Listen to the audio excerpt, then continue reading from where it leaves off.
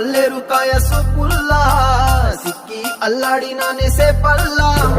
పసిడి పచ్చాని అరసేతుల్లా ధార పోస్తా ప్రాణాలు తానే అడగాల